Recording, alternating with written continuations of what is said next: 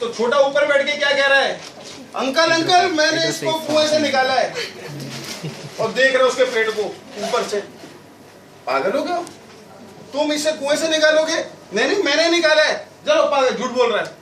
वो आगे गया कि मैंने इसको कुएं से निकाला है। उन्होंने कहा हो ही नहीं सकता।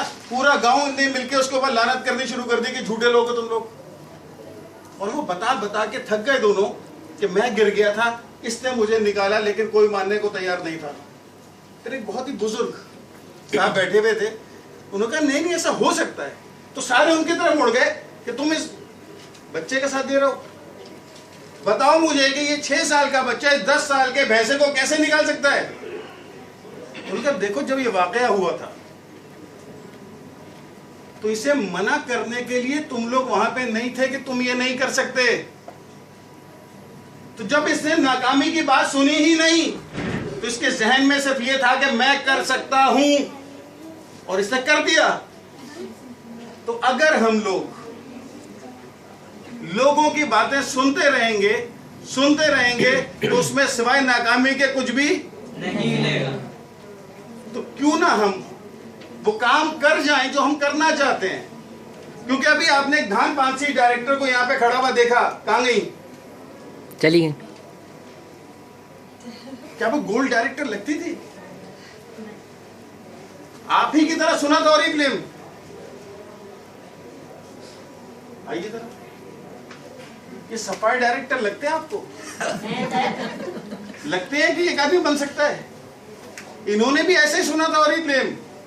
आज बाहर दीवार के ऊपर इनकी तस्वीर है। ये वही साहब हैं जिनको देखने के लिए हम अपनी टीमों को बताते हैं कि वो आएंगे तो हम तुमसे मिलाएंगे, और अगर आपके साथ खड़े हुए तो क्या खामोशी होनी चाहिए? ये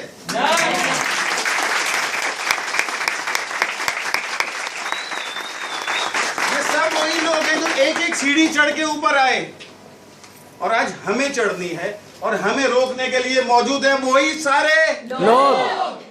कानों में ठूस ले रुइया और इग्नोर कर दे उन सबको और चढ़ते जाएं, क्योंकि ऊपर वही चढ़ता है जो बहरा होता है। क्योंकि नीचे से इतनी आवाजें आती हैं कि वापस आ जाओ, हम नाकाम हो गए, तुम कैसे कामयाब हो सकते हो। और अगर वो आवाज कान में आ गई तो हम वापस आ जाएंगे, और अगर कानों में होंगी रुइयां तो सिर्फ कामयाबी की तरफ जाना है। तो कान बंद कर लीजिए लोगों की तरफ से, और उस वक्त कान खोलिए अपने जब सब कह रहे हो कि ये है वो।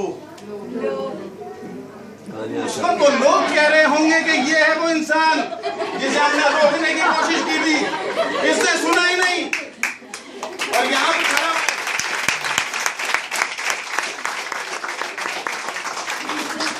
तो अभी अवैध साहब की प्रेजेंटेशन है 6 बजे, और ये वही साहब हैं कि लोग मुझे कहते हैं कि उन्हीं भाई तुम्हारी प्रेजेंटेशन में बैठना है, और मैं इनकी प्रेजेंटेशन से सीखा। तो जितने भी आपके प्रोस्पेक्ट्स हैं इस वक्त, उनको उस प्रेजेंटेशन में बिठाइएगा, और वो कामयाबी आपको भी मिलेगी अगर आपने अपने कान कर लिए। ठीक है जी सर? लेकिन ये कि प्रेजेंटेशन में कान नहीं बंद करने, कान खुले रखने हैं और दिमाग भी खुला रखना है, और गौर से उस वक्त सारे बिजली के बिल, गैस के बिल, हस्बैंड भाई, सारी प्रॉब्लम जो हैं वो आपने उस वक्त भुला देनी है। ठीक है, कॉन्सेंट्रेशन के साथ आपने प्रेजेंटेशन सुनी है। इंशाल्लाह उम्मीद है कि आप लोगों को भी आफाका होगा उससे।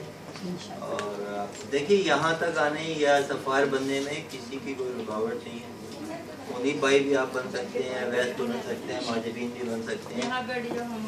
आपको कॉन्फिडेंस होना चाहिए। और जैसा अभी मुनीब भाई ने भी कहा कि मैं और माजिबीन भी इन तमाम मराइल से गुजरे हैं। हम भी कभी 3% तक, कभी 6, कभी 9, नहीं 9 थे, हाँ 6 से 12 था।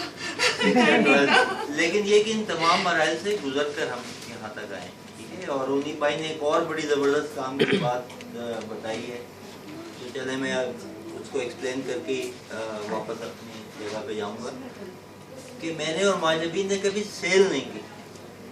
क्योंकि अगर ऐसा होता तो सबसे पहले जो भाग जाता ओरिफ्लेम से वो मैं था। क्योंकि मैंने कभी इस तरह का काम किया नहीं था। ना हम कभी किसी शॉप पे गए, ना हम किसी ब्यूटी पार्लर में किसी ब्यूटिशियन के पास गए, कोई मार्केटिंग या सेल आज तक मैंने और माजमीन ने नहीं की, और हम सफायर हैं। लिहाजा ये जो आप प्रोडक्ट और इस हवाले से जो लोग ज्वाइंट हैं, मैं उनके लिए बात कर रहा हूँ कि अक्सर लोग ये समझते हैं कि शायद कोई बैग में प्रोडक्ट रख के हमें मार्केट में जाना है या सेल करना है। ऐसा कुछ भी नहीं है, ऐसा कुछ भी नहीं है, ठीक है।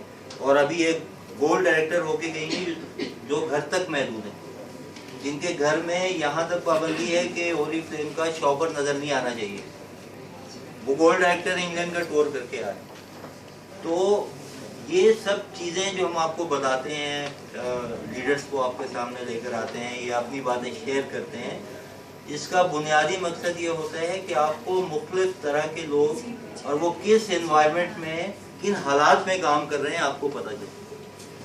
तो उन्हीं में से उसी तरह के हालात वाक़यात आप में से भी कुछ लोगों के होंगे, तो आपको आसानी होगी, कॉन्फिडेंस लेवल बढ़ेगा कि जब ये भी हमारी तरह के हैं, इनको भी इस तरह की पाबंदियाँ हैं या कोई रिस्ट्रिक्शंस होती हैं ना, किसी का हस्बैंड इजाज़त नहीं देता, किसी के भाई इजाज़त नहीं दे रहा होता, क्योंकि हमारा पाकिस्तान है तो हमारा एनवायरनमेंट इस तरह का है, लेकिन करने वाले कर जाते हैं जो कुछ उन्हें करना होता है, ठीक है। तो बाकी बातें प्रेजेंटेशन में होगी, इनका टाइम जो है डेमो वगैरह देना है, फिर आपसे दोबारा मेरी मुलाकात।